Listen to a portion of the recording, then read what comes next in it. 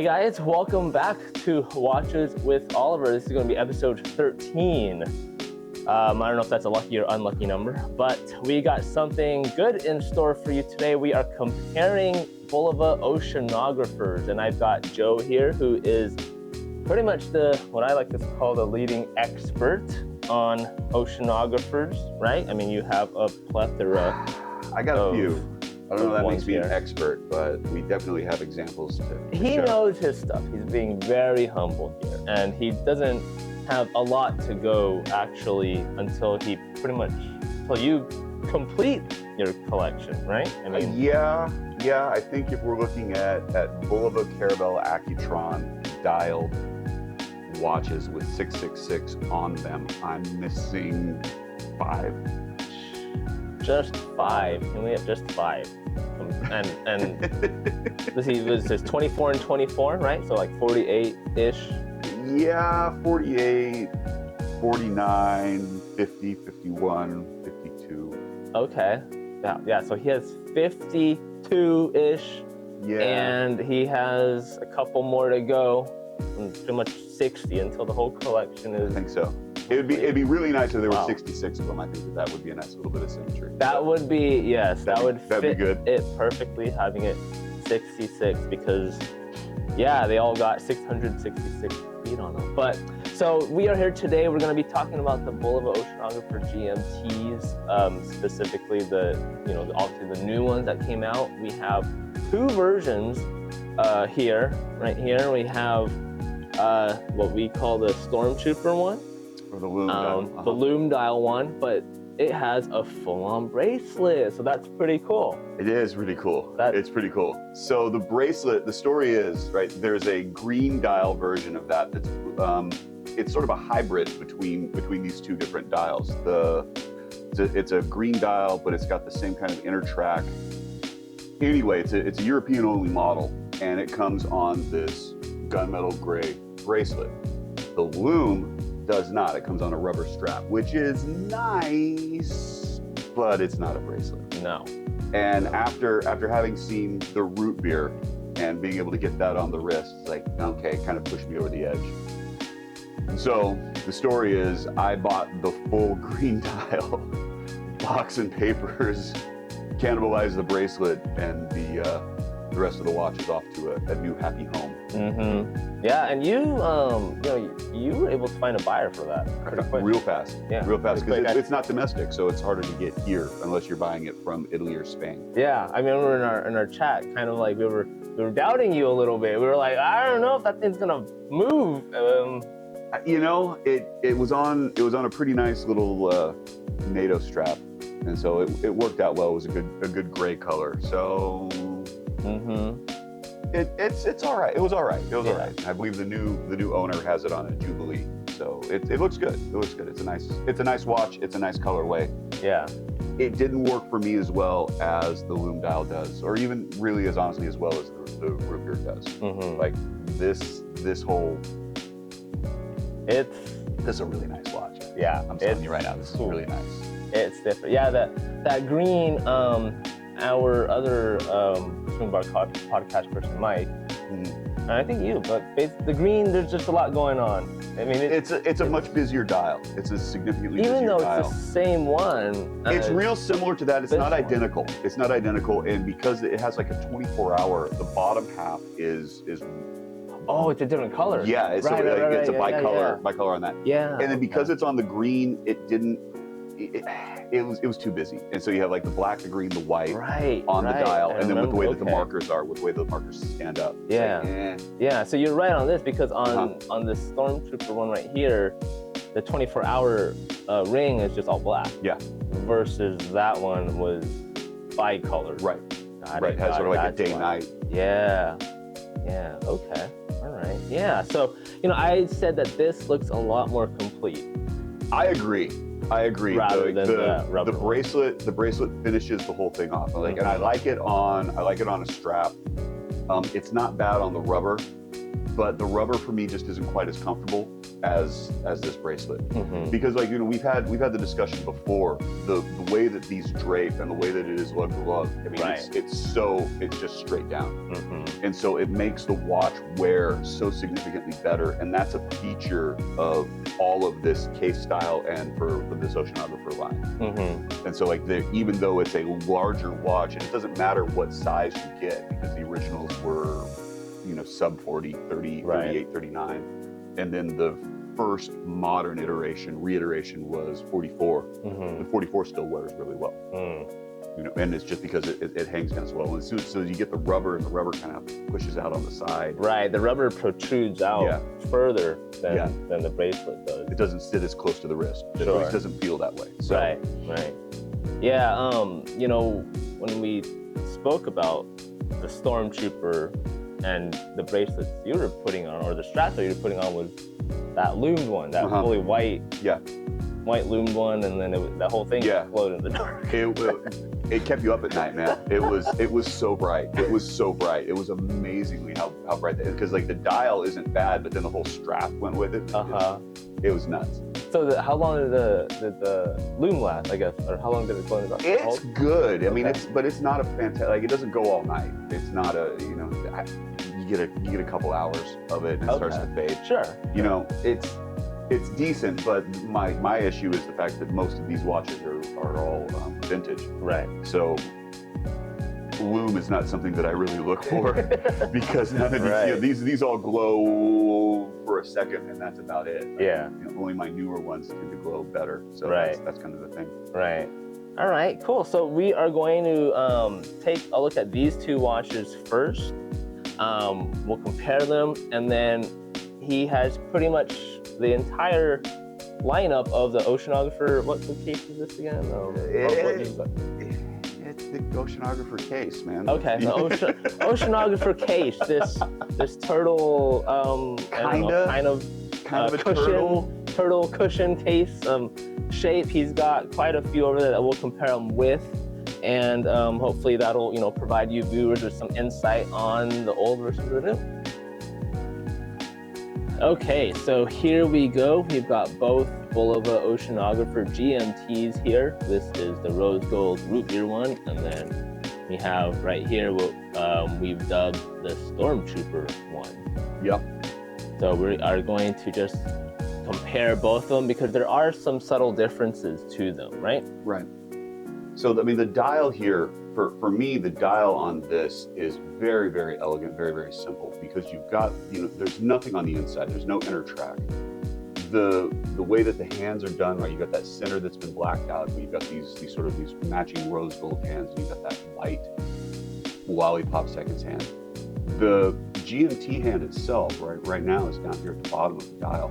It kind of disappears, you know. It's a real unobtrusive. It's really kind of nice. This also has it's a 24 click bezel, and it works both directions. And it's a nice feature. It's a nice little addition. You sort of have this day-night on the bezel, and that just sort of highlights where the rose gold is. This is a little bit more of like a true diver. So you've got that 24-hour track on the inside because it's got a dive bezel, and it's just a straight up. Is it 24 click? What the hell is it? It's like a 60 click bezel, right? And so you still have the same kind of thing on the hands. The hands pop out, but at night when it's glowing, the hands do mix in with the dial itself. But you can still see it working around. Like the hand itself is a little bit less unobtrusive, but you know, it looks good. It works. It's a nice little addition. And so and also the bezel only moves one way. So for what the watch is, it wears really well. It's comfortable. It looks good. To me, it's really, really legible. I've never had a problem trying to tell the time. So it's kind of interesting though. It's like basically what your preference is, I guess, because you could go for one with a timing bezel, right? More dive-esque, if you will. You know, you can really dive with it, or you can just go for just more of the GMT function right here, right? There's no timing bezel on here. So the green one and this one both have a timing bezel. No, green one had just a solid bezel, green bezel, okay. no 15-minute track length. Oh, okay. So it made it a lot more closer to the European models. Oh, okay. Got it. Got it. Okay. And then this one has a 24-hour one and then along with the stainless steel one, right? The Pepsi one, which I have yet to see in person. I haven't either. I'm really curious because I like that. And the thing that I was told, I knew that this was the one that I wanted. The idea of the white dial for this dial type has intrigued me forever. I was told that as soon as you see this one in person, it'll be great. I'm like, I don't know. I'm not sure. I don't think so. You did have doubts on it. And then it's like, oh man. Yeah, you did have it's doubts just so on good. It is really good. It is. The shade of gold that they use on it is really eye-catching. I'm on board. I'm on board. So I have like a cuff right here. Yeah. I mean, this is like a yellow gold. I mean, it's plated, whatever, but it's still not like this rose color. So pretty much if you want one that's 24 hours, not so much diving related, you'd go for these ones or the stainless steel ones. But if you want a timing bezel, there's definitely this one. It's that question of functionality, because the watch is available in other configurations, so that gives you some other things to look at, some really interesting options. Which is cool. But, manufacturers sometimes don't give us options, which is nice. You can kind of get whatever your preferences are geared to. Now, one comparison I wanted to make were these ones against the Oceanographer that's 41 millimeters, not the 45, but the 41 millimeter. So, this is the European version. You've got the red bezel that you did that movement swap on, and this is the black version of the same watch. And so case size is comparable, but there's some subtle differences. If we're looking at it from this standpoint, like the just about 18, versus the bracelet here, a bit wider, right? 5 millimeters. So they're calling this a 19 millimeter and this is a 20, right? But then also looking at it from another size standpoint, here we've got 14.7, 14.8, almost 15, and then on this 14.8, just about the same. And so it's a nice little addition to what we've got going on. I mean, for me personally, the 19 millimeter bracelet just fits better, and I could feel the weight difference versus the 20 millimeter bracelet. So the 19 just fits much more comfortably. Again, though, I think that's a question of wrist size. Like for me, I've got a over 7-inch wrist, and so I don't notice much of a difference between the two of these at all. It doesn't register with me, and very much in the slightest. So that's a consideration. Yeah, with when I wear mine, I definitely feel it on the wrist, but when I wear the other one with the 19 millimeter bracelet, it just not as noticeable. You think so? Yeah, not as noticeable. One thing though, the differences between these are the bracelets. Pretty big difference between them. Yeah, I think that this is a better made bracelet. Like, because when you look at, this has got the diver extension, and it's it's a real simple, real basic, and it's not that it's a bad clasp at all. I mean, it's gonna manage for you just fine. Sure. But this, well, you can use yours since it's already out. This has just got this milled diver extension, which is so much nicer. Pretty substantial difference there. When you compare it's huge. Right there. It's absolutely huge. Yeah. And I think that this, just for looking at it from a standpoint of how the links are, I don't know. It's so comparable and it's so similar. However, I like this bracelet so much better. Yeah. It just feels better, and I'm not sure exactly why, because they're almost identical. Yeah, they're almost identical, but just the subtle differences, make the big difference. Between the two. It does. Despite them, looking fairly similar. One nice touch I liked was basically how these are individually 5 different links. Yeah, it's 5 different links. Especially these small inner ones right here. Yeah, versus being stamped, which is what it was on the originals. Which they didn't need to do. But that, I mean, that carries through the whole rest of the line, because this is the 45. Right, and it's got the exact same bracelet. Mm-hmm. But, you know, we're talking about, you know, we're here closer to 18 even. Right. You know, the height on it, 15, 14.9. So it's comparable. It's comparable, but it's so much bigger from side to side. And that, you know, 49. It's you know, it's a big watch, but because it's got the same kind of overhang, right, it still wears well. It doesn't come across as being large, and it doesn't quite have that same. The wrist presence is larger, but it doesn't feel big, even though it is a larger watch. One thing I was going to say with the 45 versus, you know, the 41s, you could really tell the difference in the crown guard. Yeah. Which personally, I like the crown guard. I think it should have protected the crown more on the smaller ones, but obviously just due to the case size. I mean, it's really strange though, because when you take it back to what the originals were, right? This is an Oceanographer G. This is the first iteration. This is from 1969. Second generation dial, because the watch came out in 68. But you can see that, you know, you've got this protection of where the crown is. Mm-hmm. But in terms of what the watch actually is, I mean, we're talking, you know, almost 16 here, and then from top to bottom, it's so much different. You know, and the watch also wears so much thinner too. We're looking at 13 right on. Yeah. You know, but in terms of what they did and when it comes to design, it's such a legible dial, and you can see that there's a difference in spacing. Like the Bulova is just a little bit larger, but there's more room on this dial. Right. It's not quite as compact. And then here you've got a similar style. Right. You know, and so the distance between the lume markers, it just seems like if this one is more compact than this dial, even though this is a smaller watch. But that's not necessarily the case. So like this, and in terms of how it comes on with the 41, these two wear really, really well. I like this watch a lot. I like this watch because I can actually take it 666 feet. And this one doesn't even get to do the dishes. I take it up in the rain, you know, it's a problem. Right. But the difference is so negligible. Yeah. You know, that's the way that the sector dial comes across, the way that the lume markers and plots work out, the way that the handset works. Oh yeah. Right. Yeah. But then when you compare this to even the V, so this is this 1971 only version. It came on, you know, the 5-link bracelet versus the President style.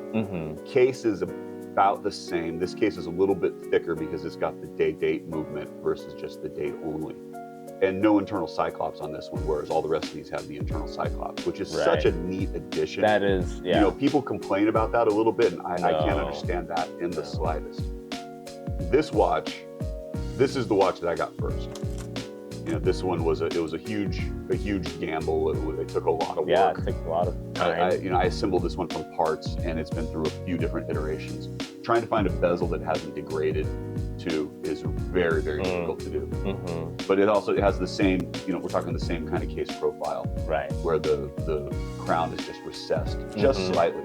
I like that. And so when this size came out, the 44, 45, they also did a reissue of this. So this is the modern version. This is limited to 666 pieces. Came out in 2018, and it's supposed to be the copy. However, no date. Yeah, but the case profile is just about the same. It's a little bit thicker, 14 versus 13. But and it had to do with like the ISO ratings on it to try to get but like this has got, let's see, this is more of a pressure fit bezel, right? And that could be because, you know, the click is missing. This one's got so thick, you know. Wow. Yeah, it's just a great sound. And there's a couple, you know, subtle differences. It doesn't have the silver stick hand and everything else, and doesn't have the internal Cyclops, but neither did this. Now, I know that there's a version like this of this that exists. There's at least two. I think I know where they are. I haven't started negotiations yet, but in the event that anybody ever wants to get rid of them, I'm your guy, because this watch is just phenomenal. And Yeah. like I had this watch basically as soon as it released. It got shipped to me direct. Shout out to Feldmar. And that one you could also take in the water. Yes, yeah, this is my favorite vacation watch. You don't have to worry. Although about this is probably going to become my new favorite vacation watch. that one is good.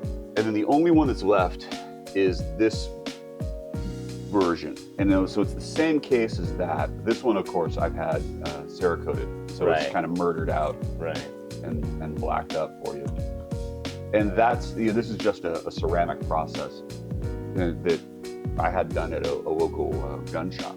It looks really good. It does. It works out really, really well. But this is because I had a poster made, and the poster was all in black and white. And I took a look at it. And I'm like, oh, yeah, got to do it. Yeah, got to do it. And so this is a sort of a one of one. Yeah. No. Is that the only Cerakoted? To my knowledge. But then you can see the difference. And so this is the rubber strap, similar to what comes onto the loom. Sure. And so you can see how wide that sits versus what sits here. And this is also the thing that I find kind of funny.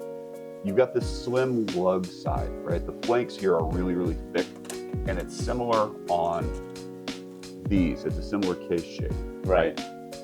But the larger has this different side profile. The profile, yeah. And then the European is pretty much identical. Right.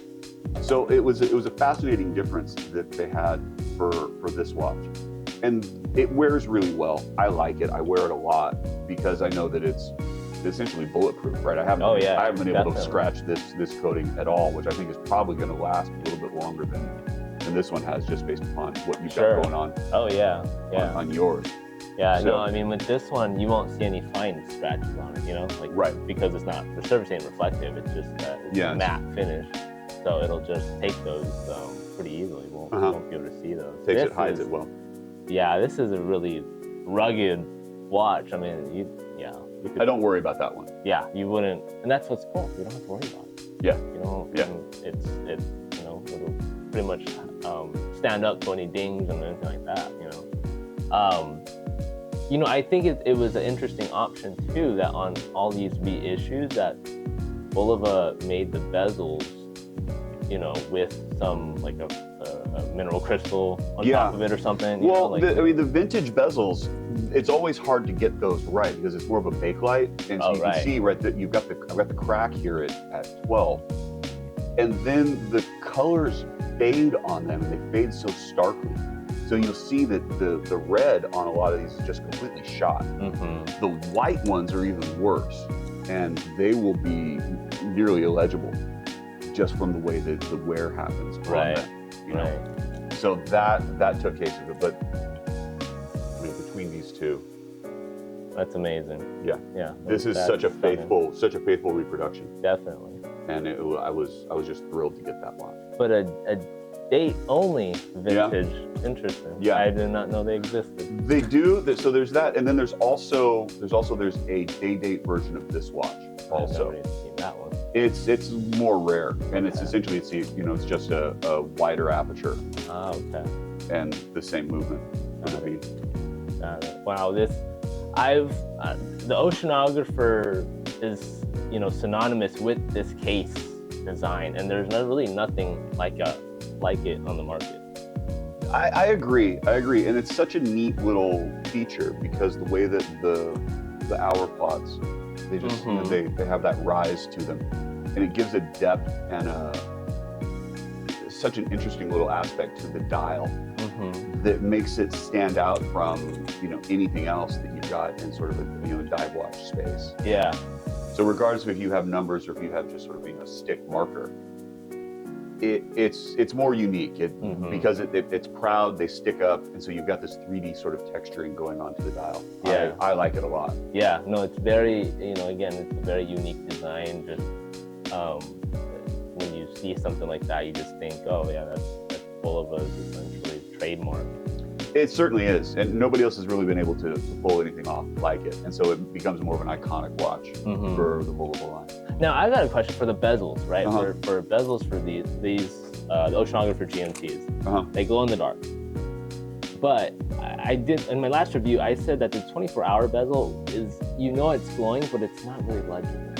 Okay. But this one, I'm sure. Yeah, it pops. It definitely pops. So you have that real brightness coming, like the triangle and the 15-minute mark is just gorgeous. And because it's basically the whole bezel is loomed, so it glows, and then you have the markers as a shadow, basically. Yeah, a little bit. Right? But this one, what the difference is that the numbers are glowing in the dark. The rest of the bezel does not. Okay. So that's probably why it's a bit more challenging to see in the dark, because it's only the numbers. Because you've got this right outside the 24-hour track on the inside. You still got a little ring, and so you've got it surrounded on both sides, and it works out really, really well. Yeah. Like this dial is fantastic in low light. Plus, yeah, you have the dial lighting it up too, so there's even enhanced visibility there. Enhanced visibility. Because it's just the whole thing is just. It doesn't quite hurt your eyes, but it's close. At least it's not glowing with the radiation. Oh, that's true. That's true. Although I was asking if maybe we could do a limited edition, limited release with radium. I was told no. Well, they could still do tritium. They could. Marathon watches, right? Yeah. They have those glow in the, I think, or Ball has the glow in the dark tubes in tritium them, tubes, right? yeah. But you could encapsulate those instead inside something. I don't know. Just the thought, right? I don't know if you could cut a tritium tube in half, but yeah, that'd be interesting. That'd be interesting. Right? That'd definitely be interesting. Right? That would be interesting. But yeah, no, Joe, I appreciate it. Thanks, for sharing your Oceanographer lineup here of these watches. You're more than welcome. Again, it's really cool to see the new and the old come together. I'm sure somebody may point out that this is not the entire lineup, that there are multiple color variations of the 4445. Right. You have the other color variation of this. Yeah. There are dial variations of this. Right. However, this is one version of each size all the way through. Yeah. And, this is a really great collection. I mean, yes, you could, of course, catch them all, as they say. But, come on. Like, wow. Like that, to have a collection like this is amazing in itself. I've got a few. It's a work in progress. Yeah, it's a work in progress, and that's what makes it fun. It is. Yeah, that's what makes it super fun. All right, Joe. So, we really appreciate you bringing out and comparing with us the modern day Oceanographer GMT compared to its other siblings, I guess you should say. Hopefully the line. Yes, the line. Actually, I had a question that someone had asked me. He's like, "What's a line book?" What's the line book? The line book was what retailers would get. And it had what was being offered, the full line of watches for a given year. And Bulova would do two. They would do a fall and a spring for a given year. Okay. There's a version of that if you're lucky enough, you can find. There's some PDFs that somebody got from a retailer. And so some of them, seriously, there's notes scrawled in the margins, but it's not a complete line book. Some of them are missing Accutron, some of them are missing Carabelle. And then there are watches that we know about that aren't in the line book. And there's variations in color. So, and then there's also the inconsistencies, and they drop things and bring it's It's fantastic. It's fantastic. Like this watch in particular is in the line book a few times, but it was only made 1 year. Oh. But apparently they didn't sell all of them. So, you're finding it in the line book 2 years after it was done. This watch, the G, has 9 different dial variations. None of them are in the line book. No. So, it becomes a really interesting discussion. Yeah. Okay. So, I had told that person that asked that question. I just said it was like a reference book, basically documenting all, well, not I'm going to say all, but most of the models and the variations. Yeah, yeah. So, like Bulova is part of the history of Bulova. They've been sold multiple times, and as those sales went through, all of the reference materials were lost. Sure. So what we in the Bulova community have started to do is you're looking for advertisements, but you're looking for official advertisements, not something that a individual jewelry store would be running. Oh, it's like major that magazine that comes from Bulova. Right. And that's really how we can put the reference points down. So you know what year the magazine came out, you can see that it's an official ad. Yeah. That kind of thing is what we're really using for reference points. And then the line book serves as a second or third. Yeah, I know that's a good point. I mean, Bulova, with its vast amount of history, I mean, they have had change hands a few times, and as a result, some things may have gotten lost or just changed over to a new, reference, and then there's the tracking of that. So it's kind of a challenge trying to track all of those throughout. It's awkward. It's really awkward. Yeah. And then there's different nicknames for some of the watches. And then sometimes there's an official name, but then they change it to a numerical designation. At times it kind of sets us against each other. It does. I have this and it shows this, and then he brings out something else, and it's like, no, it says this because I've got these versions right here in my hand, and I don't stand a chance to Mr. Devil Diver, so I'm just like, I guess that's right, But yeah, it has kind of... I make it up as I go along. Yeah. But it has kind of, brought out some interesting, conversations. And, I definitely learned a lot today. Hopefully you guys did too, especially about learning what the line book is and the variety of oceanographers that we have here. So once again, Joe, you are on Instagram. I am Watch Taylor Youth on Instagram, and you can also look at us through the Spring Bar podcast. Yep, so he is also part of that Spring Bar podcast as well, so definitely listen into that. I'm Oliver with Watches with Oliver. This is episode 13 of Watch Takes. Thanks very much for watching, and we'll see you next time.